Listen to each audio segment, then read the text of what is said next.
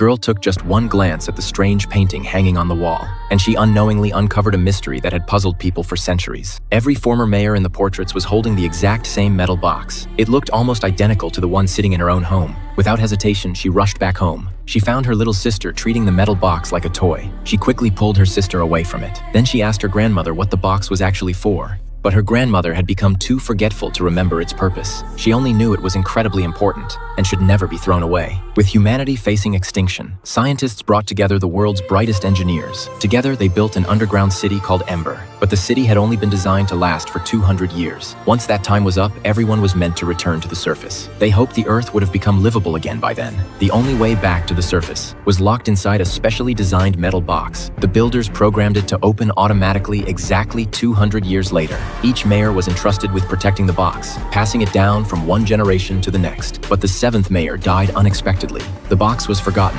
and left hidden away. As time passed, people almost forgot the outside world even existed. They believed there was nothing but darkness beyond the city. Meanwhile, Ember's power system had grown old and unstable. Blackouts became more frequent, and each outage lasted longer than the last. Every child in Ember began working after turning 12. Dune dreamed of becoming an electrician, so he could help save the city from falling apart. But every job assignment was determined by a lottery. The electrician apprentice position was already taken, leaving him with the job of messenger. Luckily, his friend Lily was assigned to be a pipe worker, which gave her access to the generator area. Lily had always wanted to be a messenger, so they decided to switch jobs. After graduating Dune's, inventor father gave him a special gift, a homemade master key. The next morning, Dune headed to work before sunrise. Along the way, he came across an injured moth. He had only read about creatures like that in books. He untied one of his shoelaces and gently bandaged the moth. A short while later, it fluttered toward the ceiling high above Ember. Then Dune reported for his first day on the job, but the work was nothing like he had imagined. His supervisor immediately told him to change into his uniform, then instructed him to carve his name onto his helmet so people would know who he was if anything happened. While carving his name, Dune asked where the generator was, but when he turned around, he found his supervisor fast asleep.